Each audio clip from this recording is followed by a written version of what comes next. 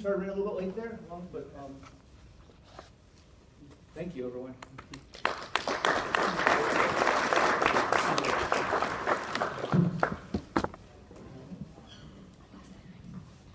Okay, before we move on to our next session, I want to ask Rich Hughes to come forward.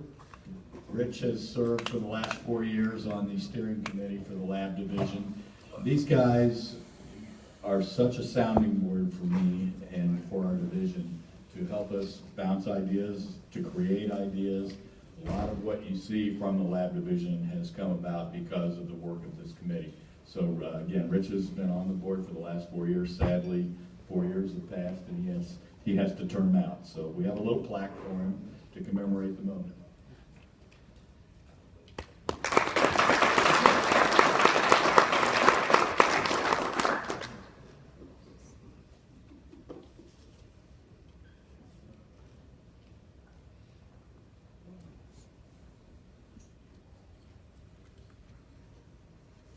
So you might ask yourself, why in the world is the lab division having a session on cybersecurity?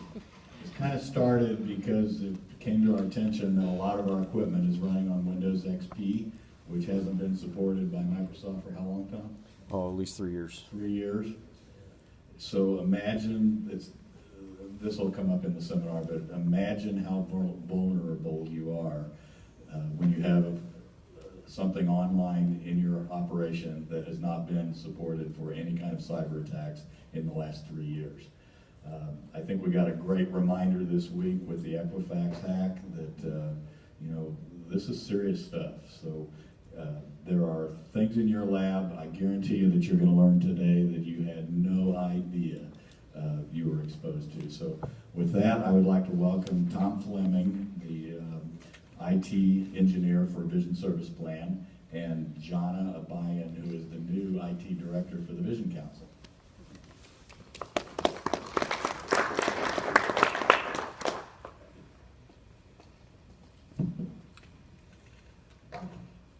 Good morning, everyone. As Steve said, my name is Tom Fleming. I am with VSP1 Optical Laboratories. I'm their lab systems administrator for their 14 locations. Basically, my role in this organization is to ensure that the lab systems in those 14 locations stay functional and I don't get yelled at by Sven Carlson. So, if you know Sven, then that's not a good thing. So, thank you, Steve, for setting this up, and Sven for throwing me into this mess. I appreciate that. Some of you may know Dan Bailey from his marketing consultant with the Vision Council. Is that you? Hi, Dan. About a year ago, the reason why we're having this conversation is about a year ago, Dan over here was dealing with a customer who was recently hit with ransomware. And in helping them deal with that situation and thinking about how to raise employee awareness to prevent these kind of events from occurring, he immediately thought of you folks. And the fact that our industry, as was previously mentioned, we may be low-hanging fruit to some folks. We are still very, very much at risk. Now, I don't have to tell most of you that in the last 40 plus years, our lab industry has changed dramatically, and I would arguably say no more so than the last 10 years. Previous to 10 years ago, most of your equipment wasn't on your data network. It didn't need to be. It was a standalone. You'll only talk to your LMS via serial interfaces, and good luck hacking through that, right? Because they were standalone, we didn't have to worry so much about patching our operating systems, antivirus on our equipment. Didn't need to do that. Some of the newer hacks that have been coming out, some of the new cyberware that's been coming out recently didn't exist 10 years ago. Since then, primarily due to the onset of digital surfacing, a lot of our optical equipment is on our data network now to be able to function with the LMS for one, and also remote access. You know, the days of dial-up and AOL and those things are gone. It's now via the internet. So therefore, your optical equipment, especially your newer things in the last 10-some years, are on your data network and need to be protected. And unfortunately, in a lot of ways, they are not. Okay? Don't need to raise your hand, but how many of you have been victims of identity theft, virus attacks, ransomware personally? Okay? A few of you. Those of you who haven't, you're lucky. I'm fortunately one of those. But imagine that if you did have your identity lost, somebody used it, how much time that takes, how much money that takes to recover from it. All the conversations, the emails, the phone calls, the lawyers that may be involved to get your identity back, and this is just you personally. Now think about it from the lab perspective and what that's going to do to your business, the potential costs to your business should you have to go through this. Okay? How many of you have on your personal PCs have checkbooks on your PC like Quicken? Okay? How many of you have all of your photos on your PC? How many of you do online banking through your PC? Social media. Okay? Bottom line is, your systems are very sensitive. You have sensitive information even on your own personal systems that you need to protect personally. I'm not going to get into that, but you'll definitely want to research how you can best protect yourself. What we're going to talk about today is basically the same thing, but from the lab perspective, from your business perspective. Okay? Now, we're not here to necessarily scare you. We're here to feed you just some information of questions that you need to be asking. And we're going to give you some direction of the types of questions to ask, the type of vulnerabilities that you're going to incur, or that you have existing in your lab today, so you can go to your LMS providers, your equipment providers, from your IT teams to come up with what your solution is. And if any of you are technical geeks like me, some of what I'm going to be talking about is going to be pretty high level, and I know this gets so sophisticated once you get down into the weeds, but I'm going to try to not let Swen Carlson glaze over and keep it pretty high level. Sorry, I keep picking on you, Swen. I'm sorry, you're an easy target. Fair game. So in this presentation, John and I are going to briefly talk about some of the threats out there. We're going to educate you a little bit on the cyber attacks, what this means, what is malware with some of the viruses, what sort of things to look for. Tell you how that they act, how you get attacked, how you get hit, and also then discover where the real meat and potatoes of this presentation is how you are affected in your lab, where you are vulnerable in your lab, and then finally some things to talk about with your IT folks, some actions to take right now.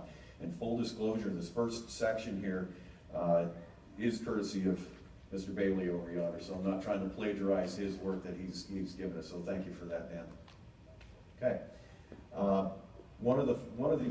Part of the outcome from Dan approaching the Vision Council with this particular issue is the development of this poster here. I believe it's all on the tables in front of you, and the intent of this is to, and you have Steve has a bunch of them here to take with you, plus they're going to be available on the website as well. We'll look at this a little closer here at the, more towards the end of the presentation. John will touch on this. But the purpose of this is to be able to put it in your lab and begin the user education process of how to protect your business, because a lot of this relies on them, your users. Okay, and that's a little scary in itself sometimes. So, getting into some of the viruses and how we get them. So, who does this? And really, there's just a couple of groups that do this. How many of you seen the 1980s movie, The War Games, with Matthew Broderick? Okay, anybody who's a geek knows that. Matthew Broderick was a kid in high school in this movie who hacked into the defense, Department of Defense, and got into the Whopper and almost started World War III, just because he wanted to show off to his friends. He just wanted to have fun and play games. These are your more benign type of attackers. They're not out to really do any damage, they're just out to have fun. Okay? But then you've got some of these folks here that may attack an organization because they're mad at them. They're PO'd at them. How many of you remember the BP spill from a couple of years ago in the Gulf? Okay, BP, after that, not only taking bad press out in the media, but they were hit by many folks. I mean, they were deluged. Their network was attacked hardcore because there was a lot of people pissed off at them because of what they've done to the environment. So you're going to have folks like that, and their motivation is to cause your business harm, to affect your business, to stop your business, to say, see, don't do that again, or else. You know, it's those kind of folks. Not friendly. Politically motivated hackers. Dare I say in this room, Russia? I think you understand where this one's coming from right there, okay? And then you've got your plain old thieves and con men. Obviously, they've moved into the new millennium as well. That they're just out to make money. They're out to make money. So really, what is malware? You see this word thrown here, and it's a fairly generic term, actually. It basically just means it's any software on your machine that's malicious. It's made to do harm. One of the most common ones is a virus. It's just like a natural virus out in the world that affects us. It's self-proliferating. Not only does it self-proliferate, it spreads. But it typically, once it spreads on that machine, it also does something malicious to the machine. A lot of times corrupting your files, deleting your files, moving things around, just general mayhem. And most of your antivirus solutions are pretty good at finding these viruses and eliminating them and keeping them out of your network. And we'll talk more about antivirus here shortly. But this is one of the more common, one of the oldest ones out there. Trojans are fairly old as well. What I will tell my users, one of the most dangerous things you can do out on the web is to go to these free screensavers and free wallpaper sites and download these nice collections of beautiful wallpapers from all over the world. There's a reason they're free, folks. It's because these people who put them up there have packaged things into that software that you've now downloaded. And Trojans can act a lot like viruses, or they could be viruses where they'll self-proliferate. They will put on spyware. You know, they're going to do. It's almost a method of getting into your machine. So if you like these screensaver wallpaper sites, don't do it. Take your own pictures. You'll be much happier.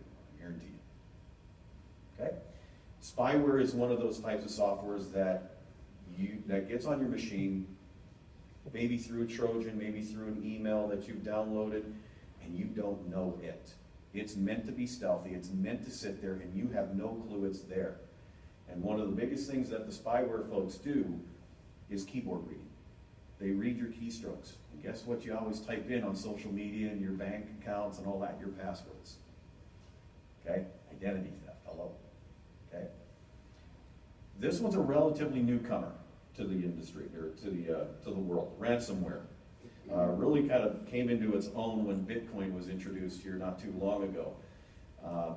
Most of you have heard of ransomware. You've seen where this is affected in the news. You know, a couple hospitals in Los Angeles, a couple police departments have been hit. And has anyone in your organizations got hit with ransomware? Some of you, I know I've had some experience with this, and there's ways to protect yourself from ransomware. One thing the experts will tell you, never, ever, ever, ever, ever pay the ransom. You'll never see your files again. So there's ways that we can mitigate this that we'll talk about here shortly. Okay?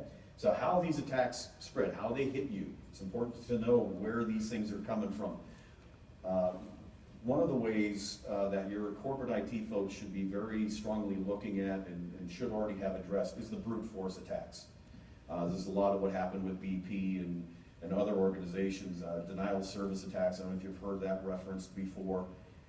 This is when the hackers will hit a website as fast as they can. You know, they write software where it's constantly hitting a website for a request of some sort, and the website can't keep up and crashes. Disrupts the business. That's a denial of service, basically. Okay? And that brute force means that they're constantly hitting that site, constantly. Where that can also hit your business, or even you personally, is the fact that these hackers will constantly hit your site, trying different usernames and passwords until one of them works. They can do it repeatedly. Okay? Think about it this way. When you ask a cop how to burglar-proof your house, they'll tell you that it's impossible because it largely depends on the tenacity and skills of the perpetrator. Now, the big difference between a burglar trying to break into your house versus someone trying to break into your network there's only a finite amount of time that someone's going to try to break into your house. You know, they're out in the open, they're exposed, right? They're only going to try it for a short period of time.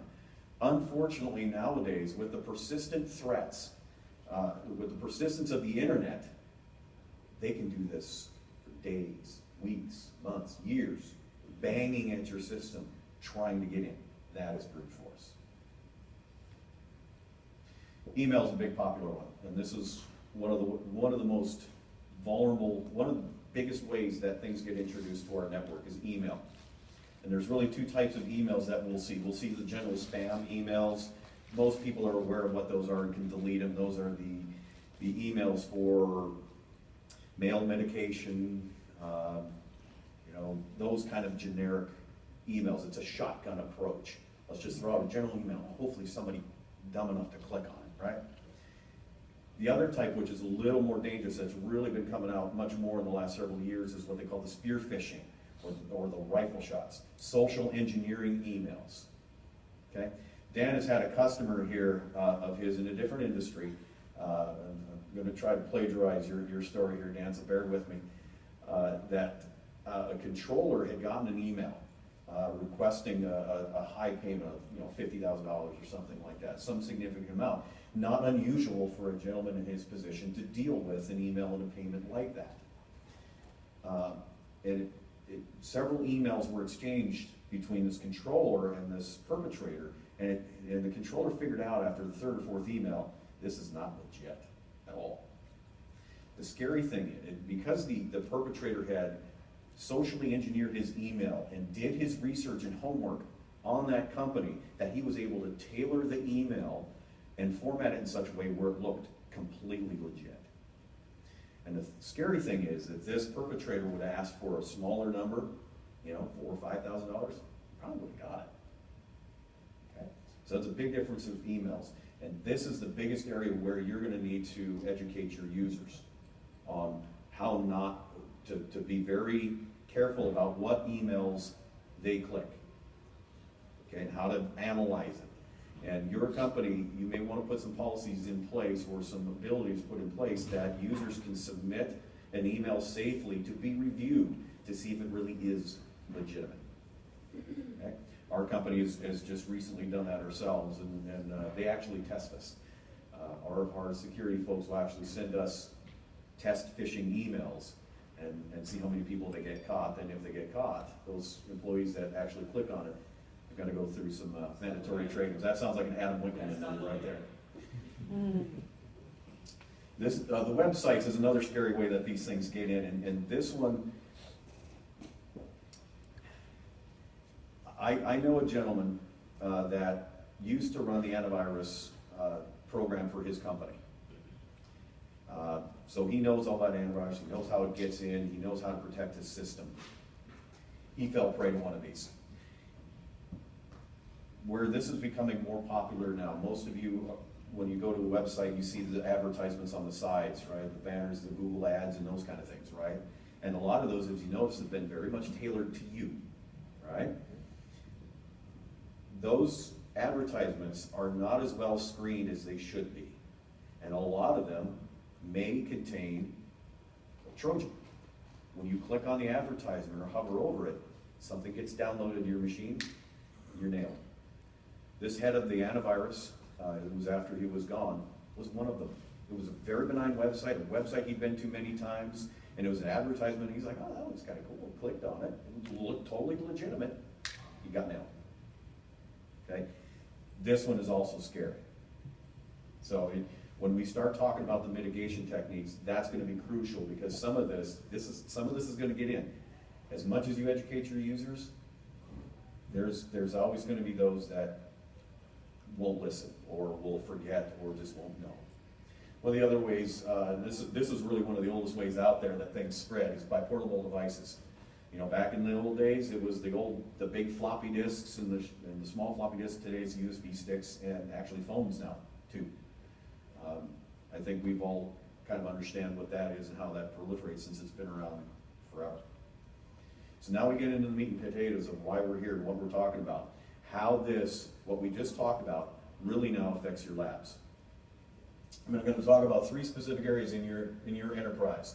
Number one, we're going to talk about your corporate network, your non-production floor type of pieces, okay? We're also going to talk about your LMS systems, and I'm going to try hard not to throw my LMS friends under the bus here today and my machine vendors, but I'll do my best. We're also going to talk about the manufacturing equipment vulnerabilities as well. So starting out with your corporate systems. Your corporate systems are vulnerable to pretty much any way that you can get hit. The brute force, the emails, the webs, anything and everything your corporate network needs to be protected against. You need your companies to have firewalls in place, and antivirus solutions, and the whole thing.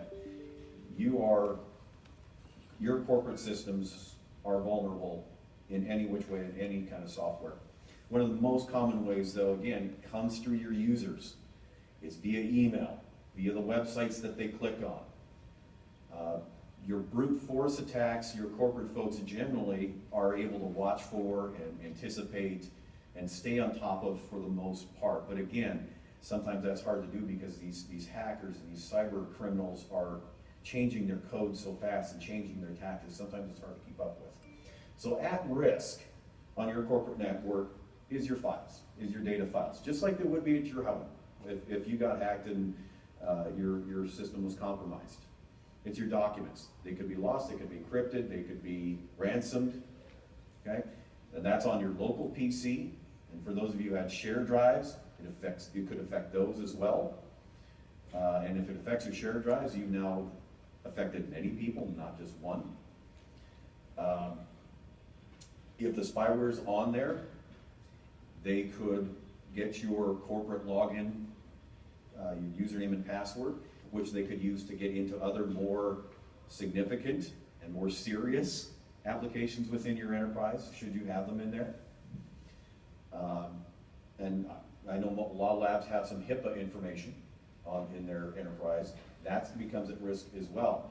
And there may be something legal can address at some point for the Vision Council here is how do we respond? What are the communication requirements of us should there be a breach?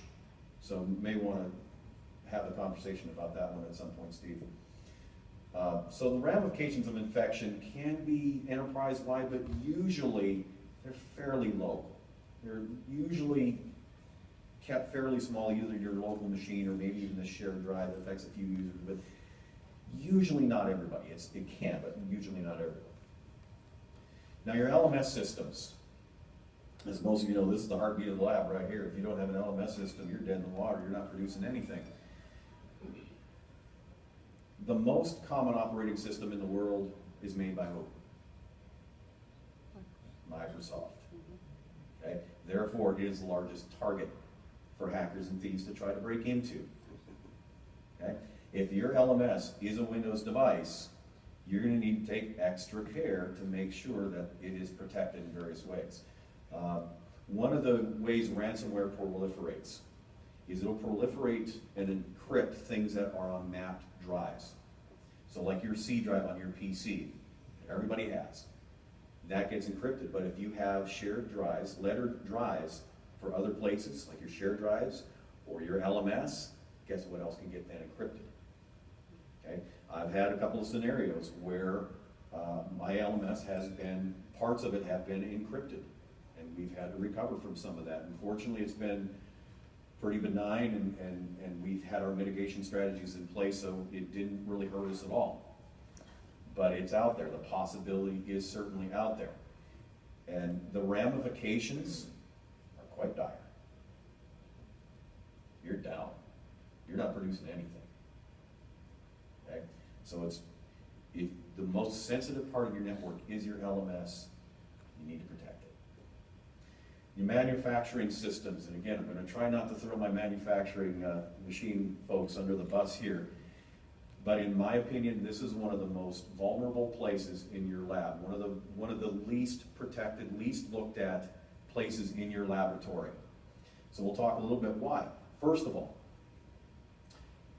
most machinery vendors don't allow you to update the operating systems. As any expert's going to tell you, you need to keep your PC patched, with the operating system patched, latest updates, and antivirus updated. These machine vendors for the most part, don't let you do that. Part of that is for good reason. Okay, how many of you have installed a Microsoft patch or a service pack and it's blown up your machine? It's blue screen, you've had to regress or rebuild. Okay, how many times does that happen? Way too often. So because of that, your vendors don't want to cause you downtime by having you install a patch and having it corrupt or not work well with their software. In some cases, some of the software, by installing patches, could void your warranty. So you might want to have that conversation with your machine vendors. Okay? A lot of them don't allow you to put antivirus on your machines to keep the stuff out. And antivirus works great when it's there and it's up to date, but it's got to be there and it's got to be running. And a lot of the machinery are built in such a way that the software itself that runs the machine uses almost all of the resources that are available. And if you start running antivirus, it could affect the performance of your machine and how it runs and cause you some serious issues. So I don't like doing antivirus either. Some of the machinery that's been coming out recently, specifically MEI and low, have read-only modes on them. A lot of them don't. Okay? That's another great way to protect that we'll talk about shortly. And as I alluded to earlier, the fact that all of your machines are now on your data network for remote access, that is now a vulnerability point as well. Okay?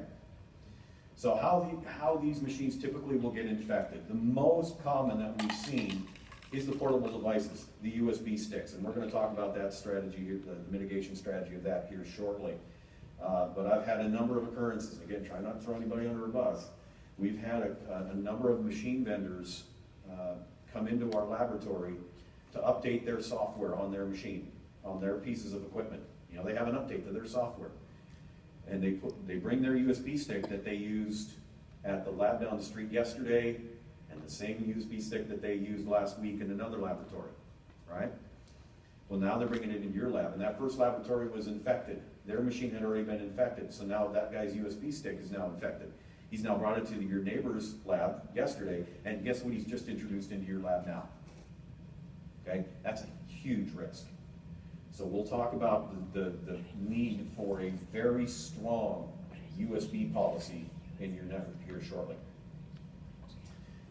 Should your machines get affected, because a lot of these are typically viruses and they self-proliferate, even though he's installed that update on that one machine and updated that one machine, it will proliferate. It could proliferate, easy for me to say, across all of your machines.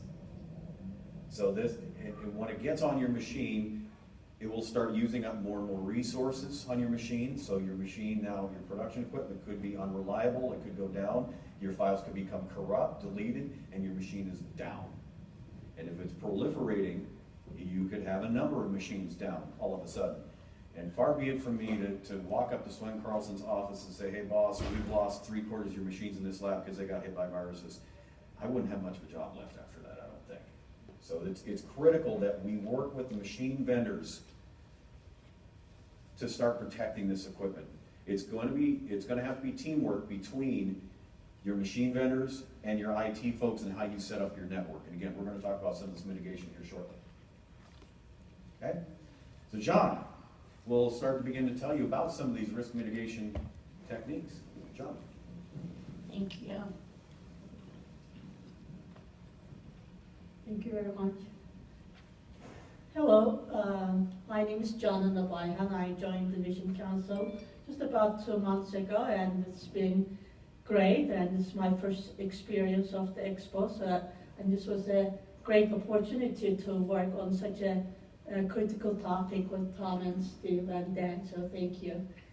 Yeah, there's not even a single day that we don't get some kind of bad news of what's going on out there. So it's very real, it's out there. So as we started today, you are going to hear more from us and how we can assist you, if any way, to help out with some of the changes going on and things happening out there so that you are as well prepared as can be.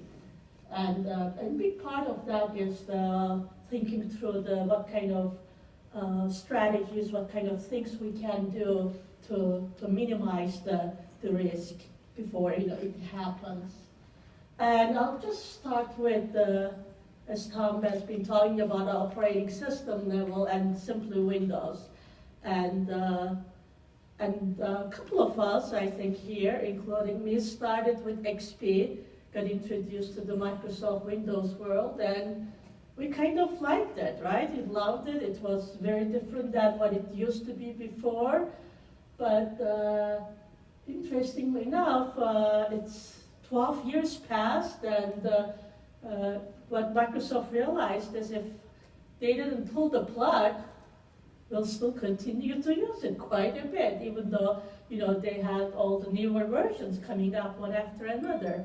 And so in 2014, they pulled the plug, discontinued the support, and that was really critical because, again, as Tom mentioned, it's left an operating system that was developed years ago before any of these really things happened, before these PCs with XP were connected to something called internet and things called Facebooks and all kinds of other things. And in a way, I guess people were nicer too, as a parallel to that. So, and I just did a little bit of research, and even as of these numbers from just May of this year, is for every 1,000 computers scanned, there's average 9% of that number is they see those computers that actually are infected, and it's a good number, especially if you are the one impacted. And as of May of this year again, there is still a 7% of the computers, PCs run on this something on this operating system. So it's a real issue, and as we talked about this, we realized that, of course, as I get more familiar with your systems, that it becomes very real, and we realize that it's not an easy thing just to get a computer and hook it up, here you go, up and running. There's lots of things in your organization's business impacted by that.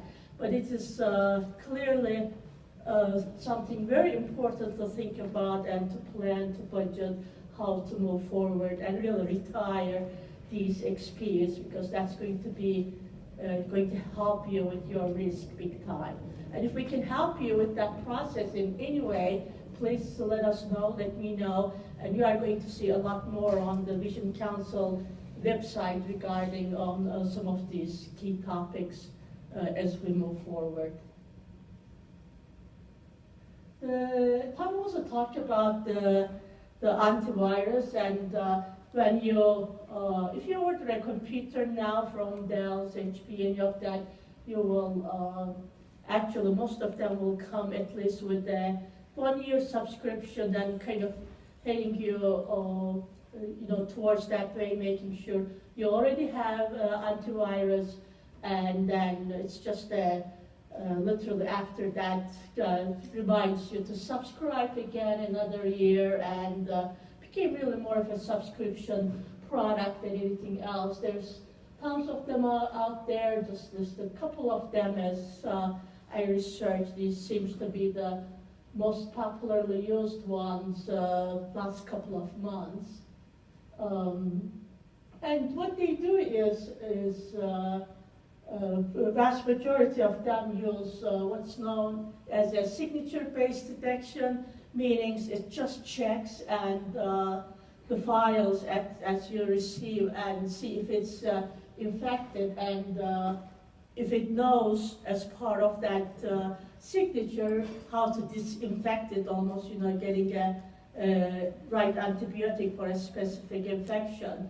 It kind of takes care of that right there, right then. But if it doesn't know, that's when sometimes you get this little bit of annoying emails saying your files are quarantined, and contact your administrator, because it just doesn't want to let it infect your system. It just quarantines it. And depending on your security settings and policies more locally, because some of those are more specific, I may have a policy that allows certain kind of files to get to my network, and for you that could be an issue. So it's not something that general. Then it may just go ahead and delete it because it doesn't think it thinks it's that it may really impact your system negatively and impact it. User education is a huge part of that, as you all know, and part of it is for your current computer systems as well as you order new ones. Just a couple of key what I would say really safety kind of items can really go a long way protecting your environment, your systems. And one of them is especially again nowadays, if you order a computer, you will say that one of the things it's going to ask you, hey, do you want us to update your, do the updates automatically? And if you say yes to that, and depending on when the update comes out, the next thing you are online, it's going to update it for you automatically. So you really don't have to worry about going there and doing that yourself. And we talked about the antivirus software, just has to be there, very important. The next one is always interesting. The strong passwords actually go a long way protecting your businesses. Actually, we are going through that at the Division Council ourselves, where we are requiring more of stronger passwords, as well as kind of encouraging our colleagues to change them. 90 days is pretty much the best practice, maybe 120 days, but really not. Some of them were like, don't expire, and that really puts you on risk. And also, it's been more of the common passwords, like using your spouse's name, cats, dogs, kids' names, kind of things like that also puts you on risk as well. So strong password is going to be really important as you think through your policies and what's required. The next one is very, very, very important. As we all get about hundreds, sometimes thousands of emails daily, weekly. And as Tom mentioned too, you really just need to look at that email, see where it's coming from. And the name may look right or familiar, but if you just kind of go onto that email address, you'll actually see where it's really coming from. Look at the source if you don't really know who that person is, especially if it's external, it's not from your organization. And the other important item here is really when we were receiving couple emails here and there, and smaller organizations especially, we kind of mixed up our personal emails, communications with the business ones. And lately, for several years now, Google's, Yahoo's of the world really provide free personal email with hardly any limitations of any kind. So it's really a good idea to encourage your colleagues, your staff, to separate the personal communications from the business communications email. So that way, just by default, you are going to minimize some external other non-work related emails and risky ones coming to your systems.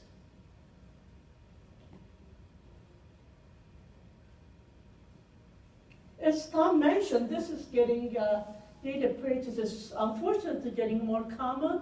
It's the folks who are causing it have all kinds of different reasons, and so it's really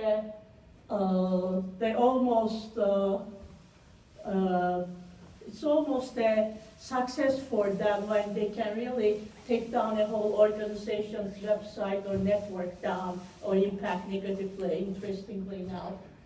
So, and what that can mean is, depending again on your organization and what's on your website, getting all your organizational information to public, and depending on what they have done, it may cause you to be down for several days and even several weeks till you bring it up, be able to up again. And of course that's a huge trust issue between us and our members and the users of our website, that when they come in and see all kinds of weird things on the website versus what they are looking for.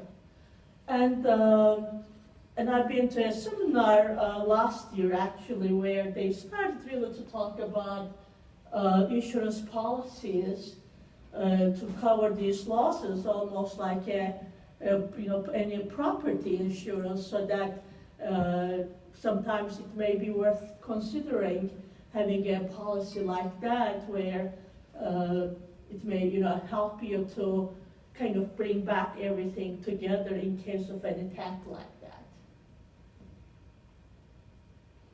With that, I'm going to turn to Tom for the pack. Thank you. Just a little side note, James over here was mentioning one of the antivirus manufacturers out there, Kaspersky. It is a Russian company and has since been disallowed from use on federal systems. So, not saying it's a bad thing, just keeping that in mind, and know that Kaspersky typically comes on your MEI equipment, just of note right there. So on your manufacturing equipment, things to keep in mind. Now we're starting to get into the action items, things you need to do. I was talking about XP, get rid of XP, antivirus, make sure that's installed, all great stuff. With your manufacturing equipment, as I've alluded to already, work with those folks, your machine vendors, and your IT people on how your operating systems can be updated, patched. If you're running XP, talk to them about how to get it away from XP in their latest and greatest. I've even begun advocating with my upper management that when you do a purchase agreement for new equipment, maybe put a clause in there that said every year, every 2 years, the vendor will come in and update your software. Just a thought, that's something you might want to start including in your negotiations for this new equipment. And for those pieces of equipment that has this read-only feature, and I know the Lowe's have been starting to come out with this, the MEIs have it as well on their newer operating systems. If it's there, use it. I know it's a pain in the butt when you have to get in there and manage the machine and change some things in the operating system. It's a pain in the butt, but I tell you what, it is extremely worth it. If your machine gets hit with a virus, you reboot it and you're good. It's that easy. That's how that's supposed to work.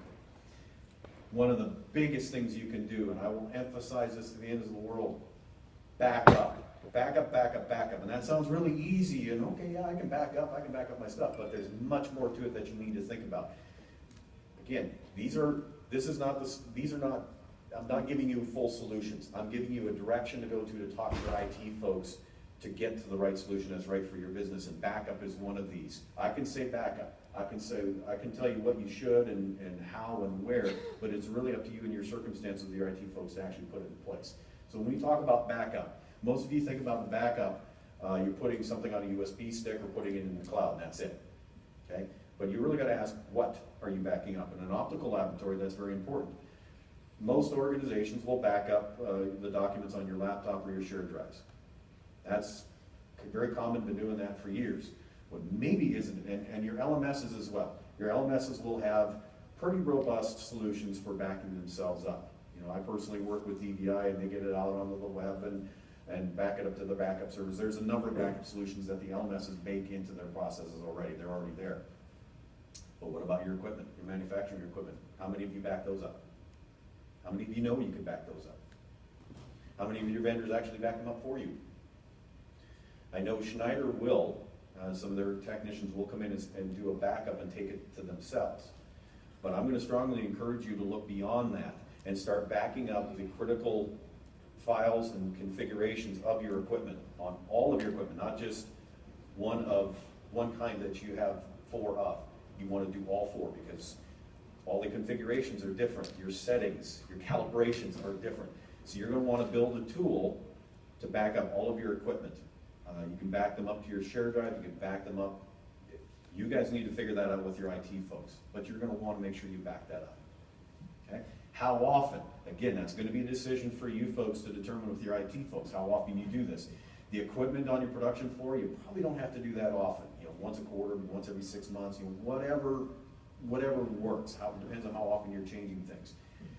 Typically in your enterprise and your corporate, your documents on your shared drives and your PCs are usually done once a day. So again, all these things that you're backing up, you're going to want to also ask that question of how often should I be backing this up? Your LMSs are done at least once a day, some are done twice a day. Okay? And then there's also another question of where you back it up. It's very common for organizations to do a backup to a USB stick or some other device, and they just set it in the little container in the computer room, and it doesn't go any farther than that. For the most part, 98% of the time, that's fine, but what if something catastrophic happens to your building? What if Hurricane Irma starts rolling through your building? Okay, you've lost your backups, you're done. So you're going to very much need to consider where your backups go, getting them off-site, using a cloud service, heck, even taking it home with you at night.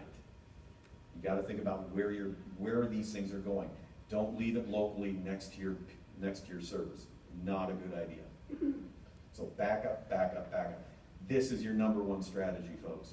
If you get hit by ransomware, this will save your bacon. If you're doing enough backups and the right backups, this will save you. And somehow the places that have gotten hit, like hospitals and a couple of these police stations that had to pay the ransom, I very much question their backup strategy. What happened to that? Okay, this is #1 on the hit list, folks. If you take nothing away from this presentation but backups, that's fine. Backups has got to be #1. I alluded to earlier when we're talking about machines, controlling access to them, USB sticks, and how a vendor will come in with their USB sticks and infect you. You will want to start putting into place a policy, a USB usage policy. Okay? For example, in my organization, a vendor has to bring their USB stick. If they're bringing in their software, they have to bring it to someone on my team on a closed system laptop to have it scanned, verified that it's clean before we will allow them to use it in our equipment. We've had a number of vendors come in and infect our systems because of it, and I think it actually happened in our Sacramento lab just a couple of months ago that we caught. The manager that was dealing with this vendor said, hold on, let me take this USB stick to my LMS guy. Sure enough, there was something on it, cleaned it up, life is good. Now, can you mention the software you use to scan that? Our company uses McAfee. Our particular one uses McAfee, but most of these other antivirus, you'll be able to do the same thing So with. it's a specific software that scans? Yeah, it's just your normal antivirus that will scan it. The key here, though, to do it safely, is you want your laptop off of your network when you do it. You want it completely disconnected and clean. You want it updated with the latest definitions, but you want it off the network, so in case that antivirus can't catch it, the variant is too new and it infects your laptop, you now not spread it everywhere. Okay, but most of your antivirus programs will be able to do this. So bottom line, have a USB control policy, not only for your vendors, but for your employees too. Okay, how many of your employees have you caught that have plugged their phones into your edgers to charge up their phones? How many of you done that? Okay, Apple is safe-ish. You know, not too many viruses hit Apple. They have pretty good control, but Androids, could be in trouble there. Okay, generally the best practice is the only things that get plugged into your machinery is your keyboard and mouse. That's it. Okay, play safe. Related to that is your remote access rules. A vendor now, since we're all out on our data network and out on the internet now, have remote access capabilities into your systems to upload their software. They don't actually have to come into your building with a USB stick anymore or a floppy drive. They can do it right over the web. Couple things with that. #1, they can still bring in viruses via this remote access by whatever method they use, if it's TeamViewer or GoToMeeting or whatever, WebEx or whatever they use. that could still get in there. You may trust your vendor. You can totally trust your vendor that they're not going in there and doing anything malicious. But can you trust that their network and their systems are as secure as yours? Okay, trust but verify, all right?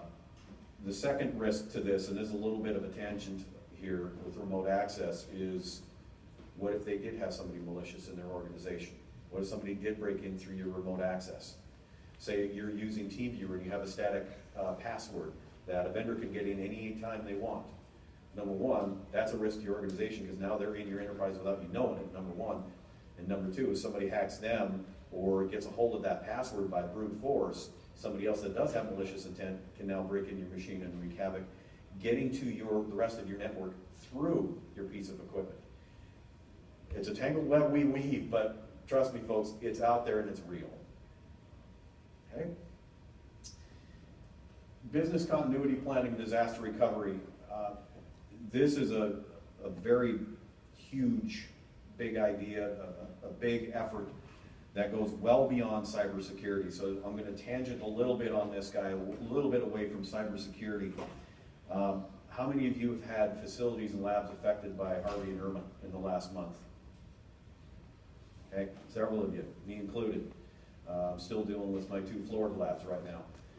We have had to engage our business continuity planning or disaster recovery plans because of Harvey and Irma. Now, these disaster recovery plans need to include natural disasters, local disasters like fires, domestic disturbances that may hit your laboratory. You know, some jilted ex-husband tries to come into the ex-wife's lab to do whatever, or you're about to fire an employee and they're a bit volatile. Okay, you're going to want to be building yourself a business continuity planning, taking into account a very wide range of events that can happen. This should be a business need. This is not really a technical thing. This should be a business need that if you've not started this thought through it, you need to. So where this ties back into cybersecurity, you could think of a cyber attack as a bit of a disaster. It's one of the disaster scenarios. Okay, you get hit by ransomware and it affects your LMS. It shuts your lab down. How do you respond? How do you deal with your work? How do you deal with your employees? Do you send them home until you fix it? How do you communicate with your employees? Those kind of things. And part of your disaster recovery plan should include ways to stop the event from progressing if possible. Okay, in a cyber attack, there's ways that you can prevent the thing from stopping. And as I've already mentioned, if your laptop gets infected, immediately take it off the network. Immediately shut it down, power it off. Whatever you got to do, yank the power cord, yank it back, whatever you do, take it off. So you need to develop with your IT folks the strategies to stop the event from progressing. That needs to be part of your DR. Then you got to start thinking about recovery. Okay, it hit you, you've been affected, you've been encrypted. How do you recover? How do you get the backups restored on your machine from wherever they're at? And you're going to want to practice that, by the way. And then you're going to want to communicate. In some of these events, especially in a data breach, in an optical laboratory, this isn't as big a concern because of the amount of HIPAA we're dealing with. It's not as much as a medical insurance, a Cigna or a Blue Cross Blue Shield type of place where, or credit monitoring agencies. But there are legal requirements that if user data is out there, there are legal requirements to communicate that. So you need to have a communication plan. That's what I was referencing before, Steve, that's probably a good conversation to have, and some guidelines put up by the Vision Council is what are the legal requirements for these kind of communications. So if you've never been hit by a cyber attack, you're lucky, but do some due diligence and get prepared for it, because chances are you're going to. Hopefully it's a very small event, but you probably will if you haven't already. One of the last things it's talking about is barricading your network. There's many different strategies that you could barricade your network. You know, build your foxhole to try to keep those invaders at bay as much as possible. This is where I could go into total geekdom on you and totally glaze you over, but I'm going to try hard not to. This will involve the use of firewalls, which is basically a gatekeeper into your network, something very much controlled by your IT folks. This sits between the internet and you. You need to have this appliance. If you don't today, get one tomorrow. It's that kind of thing. You could integrate virtual technologies, become much more prevalent in the entire world. It's just emerging now in our industry. We've begun to use it in our laboratories very successfully. But you can leverage virtual technologies to barricade your network, barricade your LMSs as well as virtual LANs, VLANs. That's where you in essence have two networks in your building. You have one for your corporate network and one for your production equipment. And what happens over in your corporate VLAN doesn't necessarily have to hit this one over here, your production VLAN. Again, I'm not going to get into the weeds. It can get very sophisticated, complicated. You know, I'm not going to go there, but just mention some of those buzzwords to your IT folks, and they'll walk you through and see if there's some options there for you. And as John was talking about with insurance earlier, she was talking specifically about insurance policies. These are also another part of insurance. This will probably cost you a little bit of money. This will cost you time and effort to put in place, but you need to think about it as that it is an insurance policy, some of these strategies. You need to put them in place to help protect you. It's going to be worth your time. If you never use it, great. But if you do have to use it, it's going to be worth it. Okay, so your action items. Come on up, John. To kind of boil it all down into a nutshell, your action items for you folks here. Again, talking with your LMS team, and your IT folks, your machine vendors, your LMS folks, about everything we've just talked about in this presentation. This presentation will be available on the Vision Council website. As Joanna said, if you don't have antivirus, get it. You need to verify that your backup solution is adequate, that you're backing up the right stuff at the right times to the right places, and that is easily retrievable back to you should an event occur. Backup solution is critical. Develop your USB policies, your USB control policies, your removable device policies and remote access policies. Get that done as soon as you can.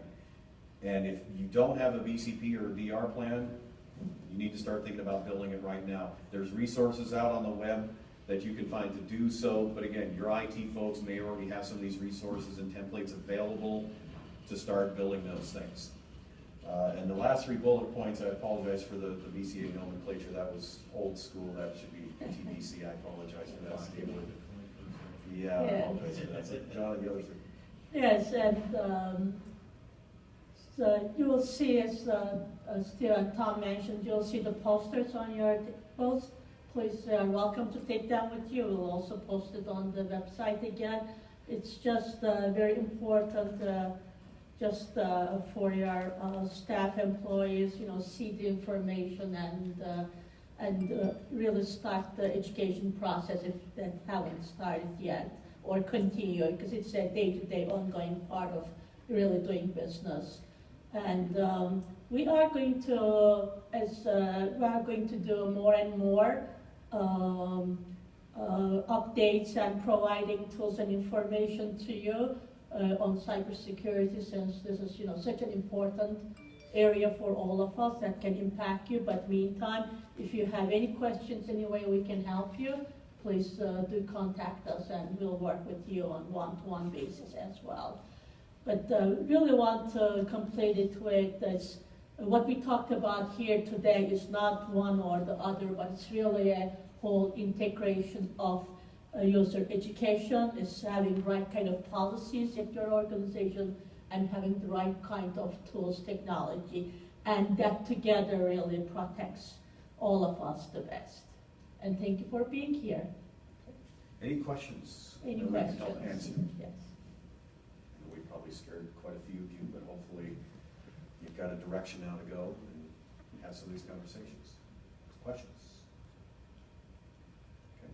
I have quite a few extra posters up here too, if anybody wants to take them home. And as they mentioned, you can download them right off the website under the lab division information. So thank you guys so much. That was awesome.